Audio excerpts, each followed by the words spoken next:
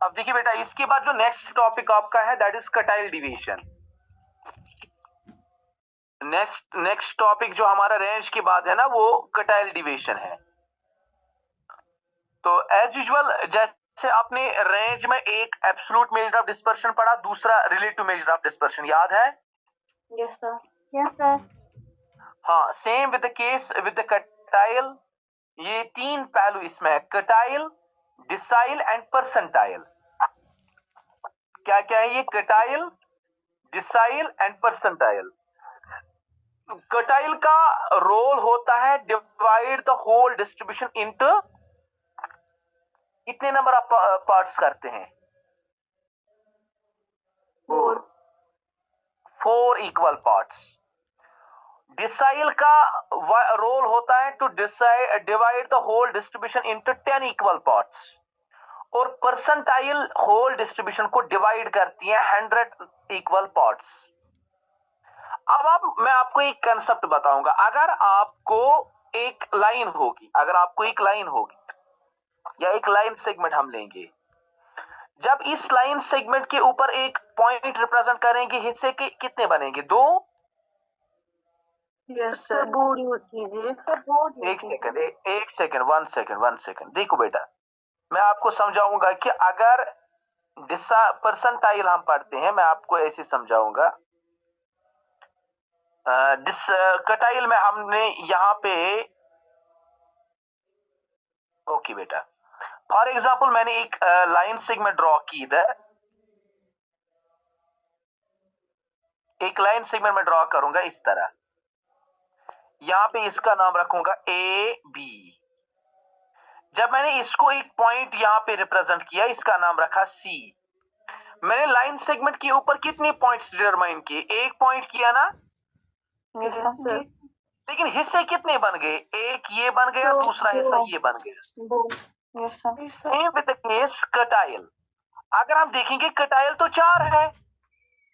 कटाइल कितने हिस्से करते हैं डिवाइड डाटा को? चार इक्वल पार्ट्स। लेकिन कटाइल खाली तीन है। एक कटाइल Q1 है, दूसरा होता है Q2 जिसको आप मीडियन भी बोलेंगे, और Q3। बस तीन ही कटाइल होते हैं। लेकिन जब हम देखते हैं कि it is that value of the distribution which divide the whole data into four equal parts. मैंने यहां पे आपको समझाया कि एक पॉइंट डिटरमाइन करने से आपके दो हिस्से बन जाते हैं।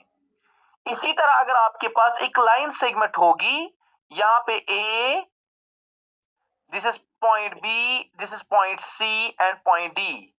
अगर हमने एक पॉइंट यहां पे रिजल्ट किया, इसने दो बनाए, तो इसी वजह से यहां पे Q1 होता है, ये Q2 होता है, और Q3 होता है।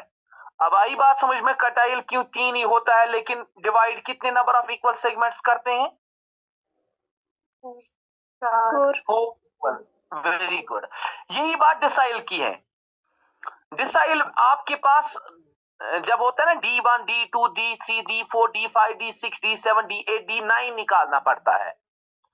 तो लेकिन अगर हम देखेंगे, जो सेगमेंट्स यहाँ पे क्रिएट हो जाते हैं वो 10 इक्वल पार्ट्स होते हैं। वो यही कारण है कि अगर हमने जो एक पॉइंट डिटरमाइन करते हैं वो दो बनाते हैं, ऑब्वियसली 9 पॉइंट्स अगर हम डिटरमाइन करेंगे वहां 10 इक्वल पार्ट्स बनेंगे। और same with the case of percentile, percentile में भी ऐसे ही होता है कि परसेंटाइल्स होते हैं 99, P1 P2 अपॉन P99। लेकिन कंडीशन क्या है कि ये इक्वल सेगमेंट्स कितनी करते हैं? 100 इक्वल सेगमेंट्स। अब आप लिखिए सबसे पहले फॉर्मूलाज कटाइल्स की।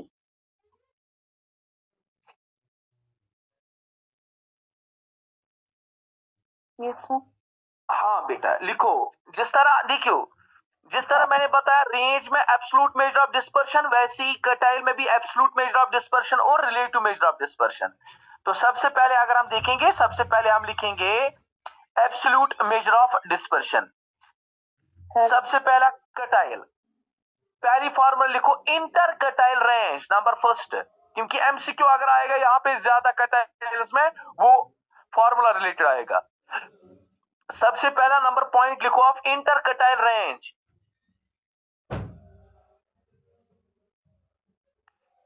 ये बराबर होता है Q3 minus Q1। Q3 minus Q1। हाँ, अब जो Q3 है ना बेटा, Q3 इसमें, यस सर जी। Q3 को हम बोलते हैं अपर कटाइल, अपर कटाइल, और Q1 को हम रिप्रेजेंट करते हैं, that is lower quartile. Lower quartile. ये नंबर फर्स्ट फॉर्मूला। अब अगर कोई बोलेगा व्हाट इज इंटरकटाइल रेंज, आपका आंसर होना चाहिए upper quartile minus lower quartile is called interquartile range.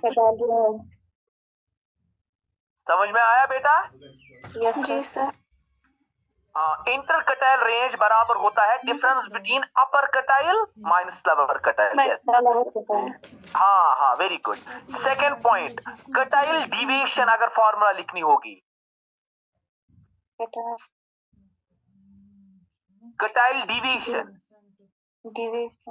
हाँ, दूसरा नाम बेटा इसका semi interquartile range, SEMIITRQUARTILE,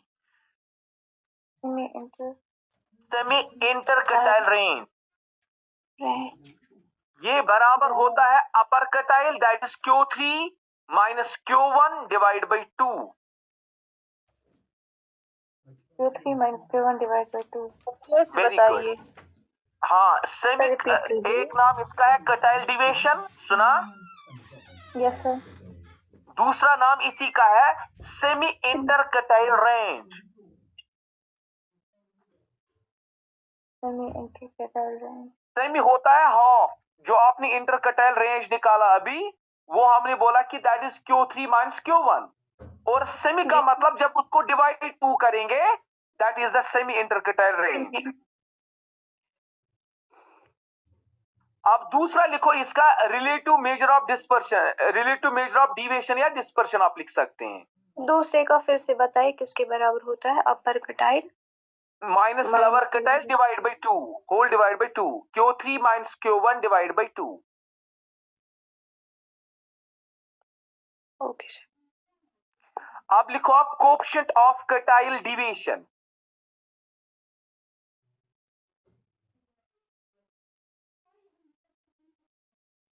coefficient of quartile deviation, हाँ, that is equal to Q3 minus Q1 whole divide by Q3 plus Q1।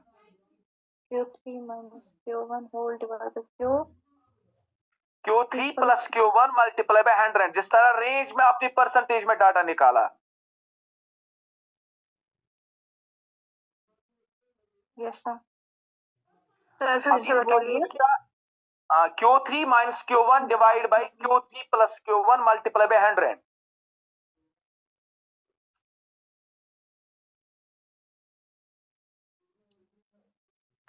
इसके बाद बेटा हम लिखो फार्मूला से दूसरी डिसाइल रेंज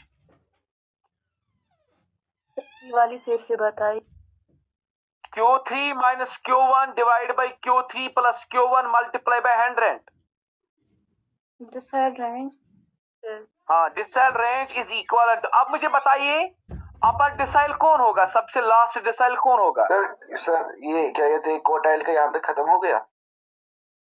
हाँ, फॉर्मूला यही दो है, इसके बाद एग्जांपल्स इसके ऊपर है। ये मतलब कोटाइल की फॉर्मूलाज खत्म हो गई, अब डिसाइल किया। बिल्कुल बिल्कुल बिल्कुल, हाँ, इंटरकटाइल रेंज और सेमी इंटरकटाइल रेंज आपके पास है यहाँ पे। अब इसके ऊपर एग्जांपल्स है बेटा।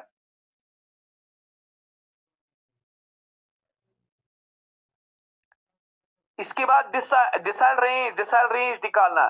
जरा आप मुझे बताइए कौन सा हायर डिसाइल कौन सा होगा, लास्ट का decile?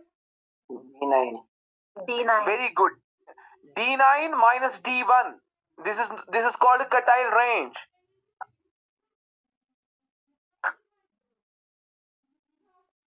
Decile range, yes, decile range. Second formula इसका डिसाइल डिविएशन।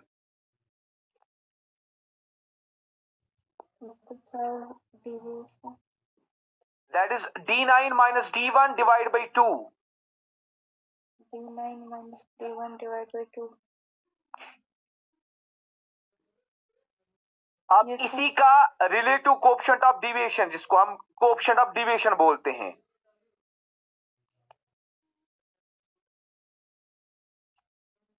वो फार्मूला बेटा D9 minus D1 whole divide by D9 plus D1 into 100. D9 minus D1 whole divided by D9 plus D1 into 100. Sir इसको क्या कहते हैं, फिर से बताइए? Coefficient. Coefficient of decile deviation D9 minus D1 whole divide by D9 plus D1 into 100.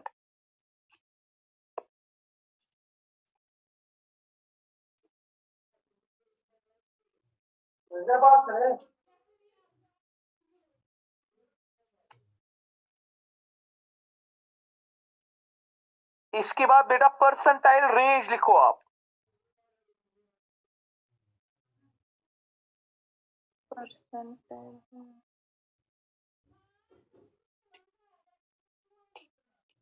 Yes, sir. The formula to find out the percentile range is equivalent to P90 minus P10. P90 minus P10. P90 तो minus इसका range P10. कैसा है पहले? Percentile range. Yes, sir. P90 minus P10. हाँ, तो जैसे इसके बाद डिसाइल का था D1 to D9 sir, percentile का क्या था? डी डिसाइल का था, डिसाइल डिविएशन होता है D9 माइनस D1. by 2. तो इसका क्यों है? 90. नहीं, यहाँ पे बेटा देखो सुनो यहाँ पे P99 और P10, यहाँ पे वहां पे क्या लिखते हैं हम? P9 minus P1. यहाँ पे फॉर्मूला है P90 minus P10. P90 minus P10 sir. P90 minus P10. Yes सही.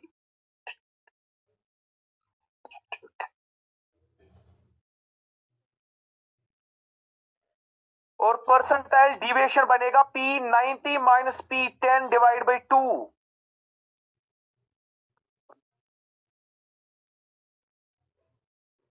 P90 minus P10 divided by 2. हाँ, उसके बाद कोएफिशिएंट ऑफ परसेंटाइल जो है, that is P90 minus P10 whole divide by P90 plus P10 multiply by 100. Multiply by 100. ऐसे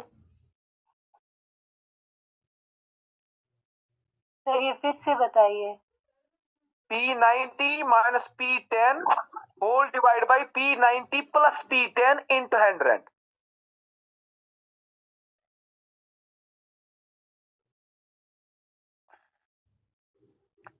अब मैं बताऊंगा बेटा, सबसे पहले जो आपने ये परसेंटाइल, डिसाइल या कटाइल लिखा ना, Yes, sir. इनमें देखो, इन एवरेजेस को मेरिट्स भी और डिमेरिट्स भी हैं. अगर हम सबसे पहला मेरिट देखेंगे ना कटाइल को, सबसे पहला मेरिट इसका बनेगा it is easy to understand. ये हम इजीली अंडरस्टैंड कर सकते हैं. और दूसरा मेरिट बनेगा इसका it is easy to calculate. अगर हमें ये कैलकुलेट करना होगा, ये इजी कैलकुलेट करना है. और तीसरा जो पॉइंट है, that is the for most important point for the merits of the given. मैं आपको एक चीज बताऊंगा. आपने ये भी देखा होगा कि,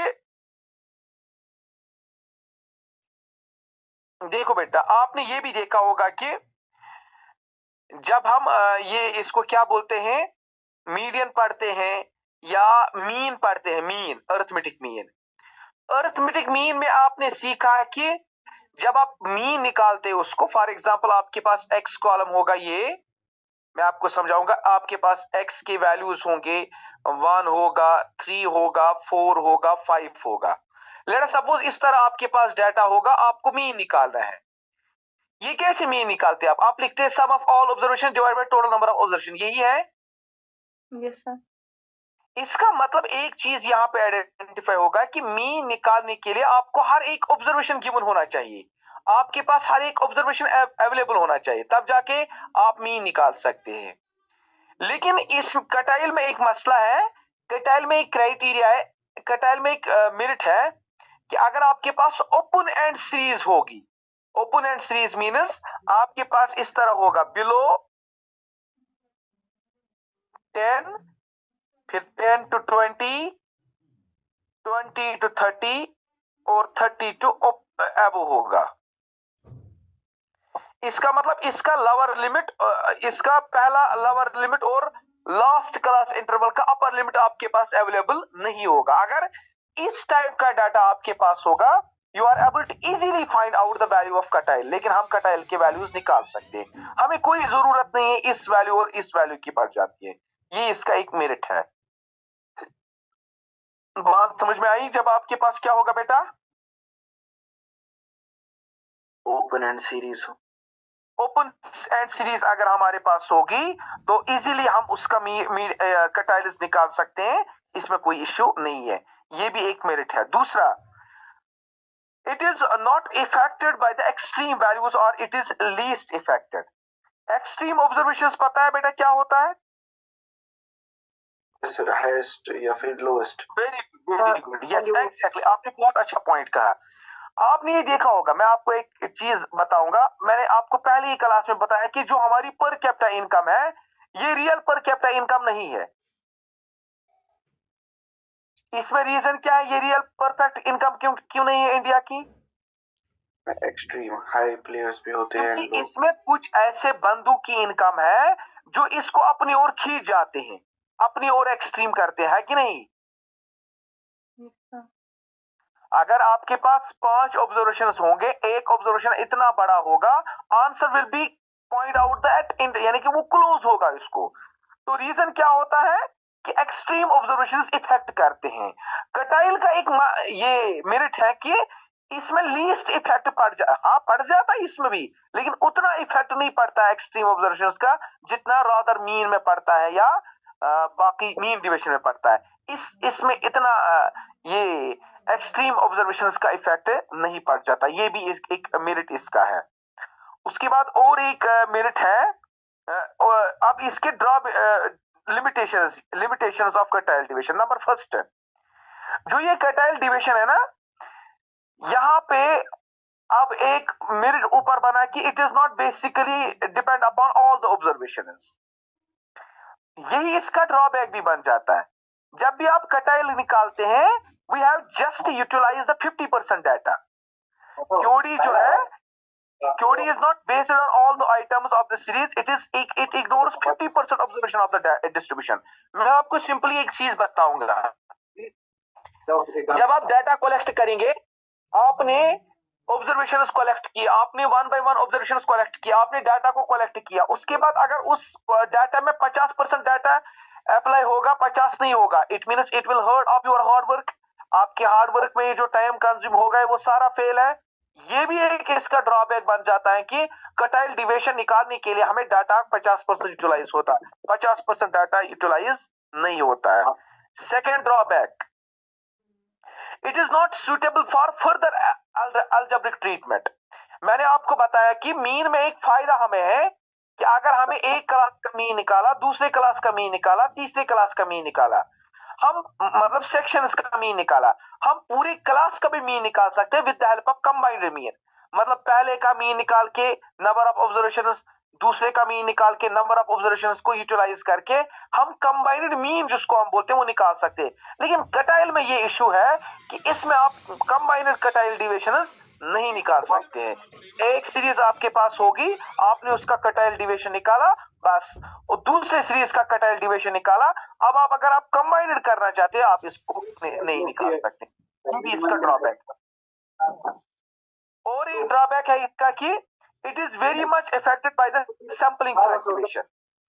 सैंपलिंग फ्लक्चुएशन मींस, मैं आपको एक चीज बताऊंगा, अगर आपने 50% डाटा यूटिलाइज किया पूरी डिस्ट्रीब्यूशन में, अगर उसी 50% डाटा में कोई एरर होगा, कहता है कि ये बहुत बड़ा एरर इफेक्ट होगा जो इसका रिजल्ट आ सकता है। तो इसी वजह से फ्लक्चुएट इसका सैंपलिंग बहुत इफेक्टिव रिप्रेजेंट करता है।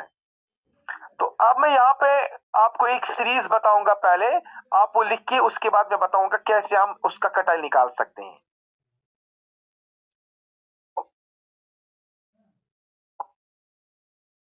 जरा बेटा आप सीरीज एक लिखो 35 कामा 42 कामा 48 कामा 50 55 56 56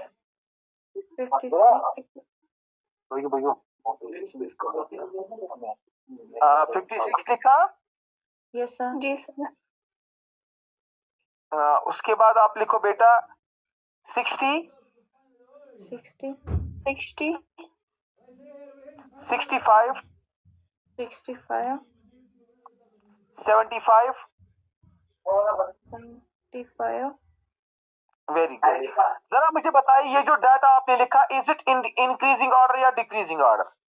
इंक्रीजिंग है ना, ये असेंडिंग ऑर्डर में है। Yes sir. अब अगर बेटा अगर आपके पास डाटा होगा हैफाजर्ड मैनर में, रॉ इंफॉर्मेशन में, मैं आपको एक चीज बताऊंगा। जिस तरह आपने मीडियन निकाला, मोड निकाला या मीडियन निकाला, मीडियन निकालने के टाइम पे आप डाटा को क्या करते थे? या तो असेंडिंग ऑर्डर में लिखते थे या डिसेंडिंग ऑर्डर में। Same with the case here, same with the case here.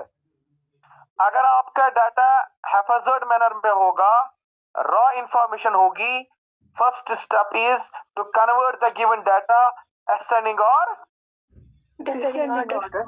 Very good, very good. अब आप मुझे बताइए कितने नंबर ऑफ ऑब्जर्वेशन है ये, जरा काउंट कीजिए।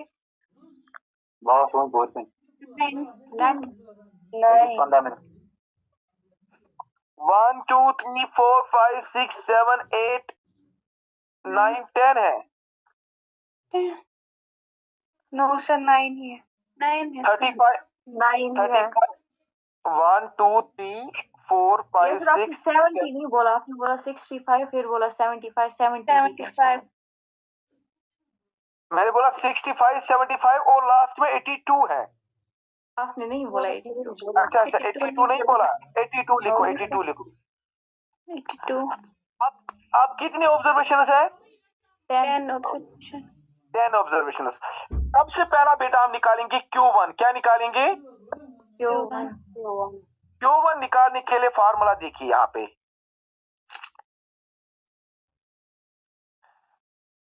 n + 1 divided by 4th observation।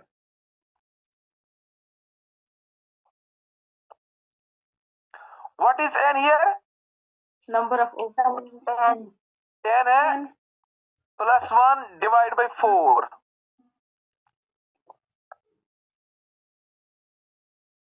कितना बनेगा ये? 101/50। अच्छा पूरे को 30 11 10 + 1 divided by 4 11/4 आएगा ना? 11 यस सर 11/4। जरा इसको कैंसिलेशन करो बेटा।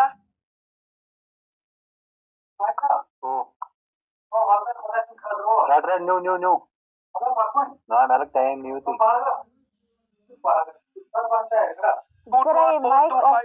माइक बंद करो। 2 2 और 4 2 5 और 10 बेटा।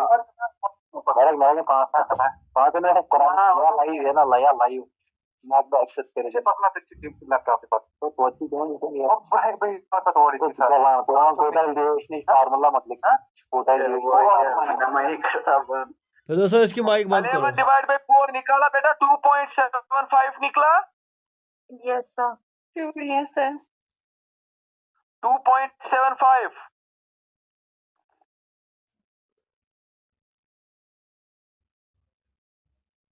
वही निकला 2.75। तो ऑब्जर्वेशन लिखो, आप वैल्यू लिखा। Yes sir. अब इसके बाद देखिए बेटा, अब हम निकालेंगे Q3। पहले क्या निकालेंगे? Q3 हाँ, Q3 की फार्मूला लिखो।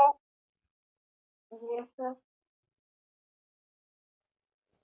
Q3 निकालने के लिए आपको यूटिलाइज करना है 3 into n+1 divide by 4th value.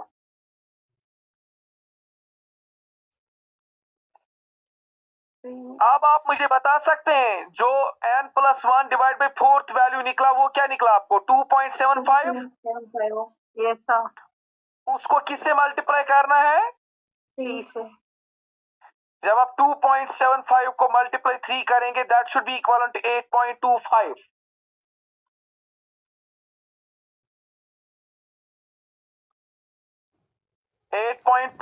Observation वही निकलता है बेटा। Yes sir. Yes sir. आप देखो Q1 का वैल्यू कितना निकला आपको? 2.75। वही है कि नहीं? Yes sir. अब आप मुझे बताइए जो सेकंड Q1 निकला आपको दैट इज 2.75 ऑब्जर्वेशन वैल्यू। इसमें आपको सेकंड ऑब्जर्व्ड वैल्यू आएगा plus 0.7। It means third value क्या है आपकी? जरा पूरे डिस्ट्रीब्यूशन में थर्ड वैल्यू देखो पहले क्या है? 48। Very good. सेकंड वैल्यू क्या है आपका बेटा? 42। जरा डिफरेंस निकालो। 6।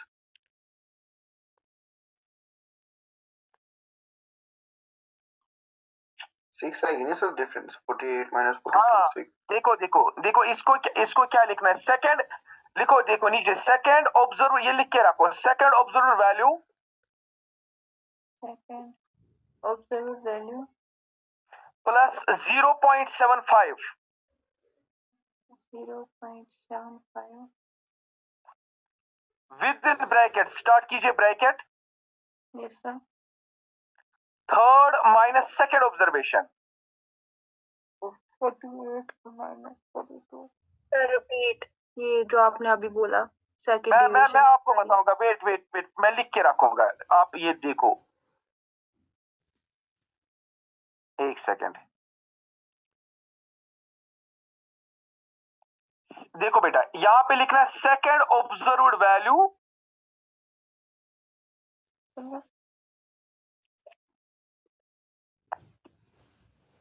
प्लस 0.75 वही निकला ना? Yes sir. इंट third value minus second value. बताइए सेकंड ऑब्जर्व्ड वैल्यू क्या है आपके डाटा में? 42। Very good 42 plus 0.75। जी sir. What is the difference between third value observed minus second value? 6 निकला ना? जी सर। अब 42 ऐसे ही कीजिए प्लस 0.75 इंटू 6।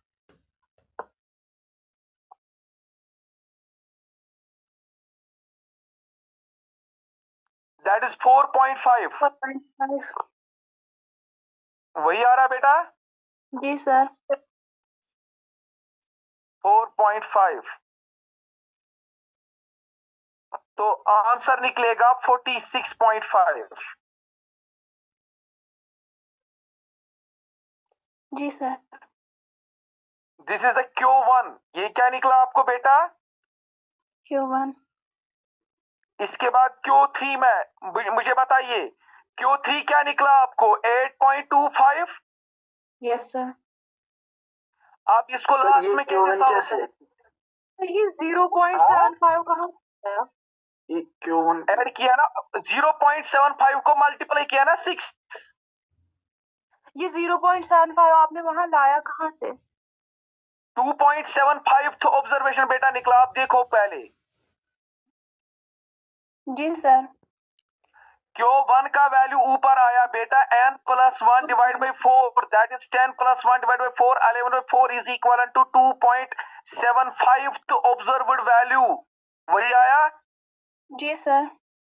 2 रिप्रेजेंट करता है second observed value plus 0.75 as it is, within bracket आपको third observed value minus second observed value करना है। वही आता है 42 प्लस 0.75 into 48 minus 42 बनेगा 6, 6 multiplied by 0.75 is equivalent to 4, वही बनेगा आपको 46.5। सर ये 0.75 क्या फॉर्मूला में ही है? ये निकला, हाँ ये फॉर्मूला में जरूर ये इंक्लूड होगा ना इसमें, ये इंक्लूड होगा बेटा इसमें। 2.75 ऑब्जर्वेशन आपको निकला, ये लोकेशन रिप्रेजेंट करता है, एग्जैक्ट वैल्यू नहीं है 2.75।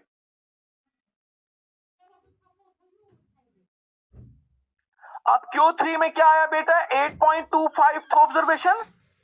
Yes sir. अब अगर एज पर the rule of Q1 what is the formula to write here, 8th observed value 8 observed value plus plus 0.25 0.25 within bracket आएगा यहाँ पे 9th minus 8th observation. 9 minus 8 observation। देखिए इस पूरे डाटा में मुझे बताइए 8th ऑब्जर्वेशन कौन सा है, 65 है ना, yes sir. Plus 0.25 as it is. बताइए 9th observation is 75 75 and minus 8th is 82। 65, वहां पे वैल्यू निकलेगा 65 इंटू, हाँ तो लास्ट वैल्यू क्या निकला आपको 67.50।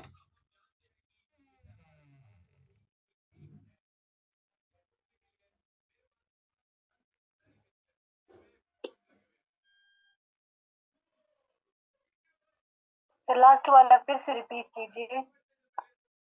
फॉर्मूला देखो बेटा, 8th observed value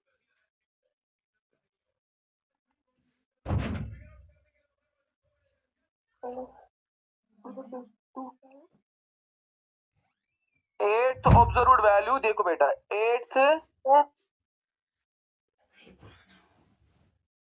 plus 0.25 bracket 9th minus 8th।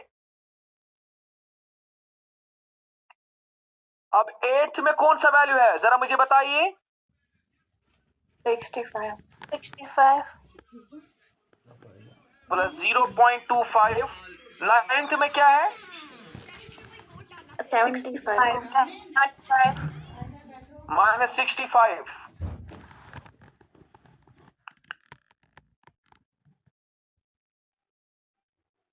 इन दोनों की डिफरेंस कितनी निकली,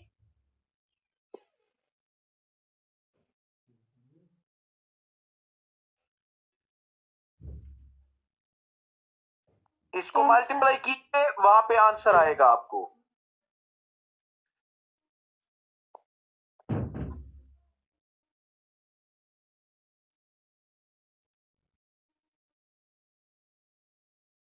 फाइनल आंसर इज 67.50। अब आपको बेटा Q1 एंड Q3 तो निकला, जरा मुझे आप इसको इंटरकटाइल रेंज और सेमी इंटरकटाइल डिविएशन निकाल के दो।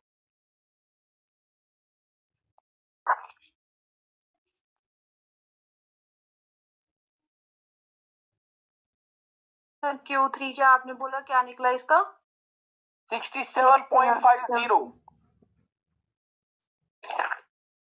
67.50 minus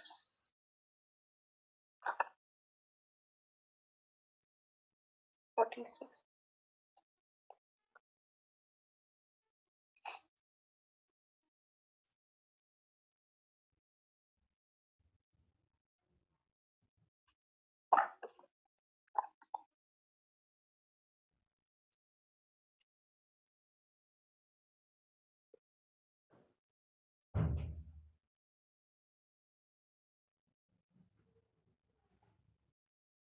सर 21। यस, उसके बाद ये बेटा निकालो coefficient of quartile deviation.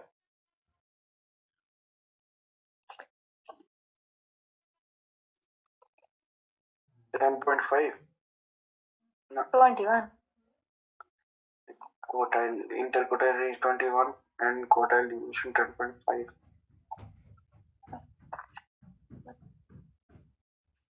Quartile deviation को 2 डिवाइड करना, ठीक है बेटा। Yes sir.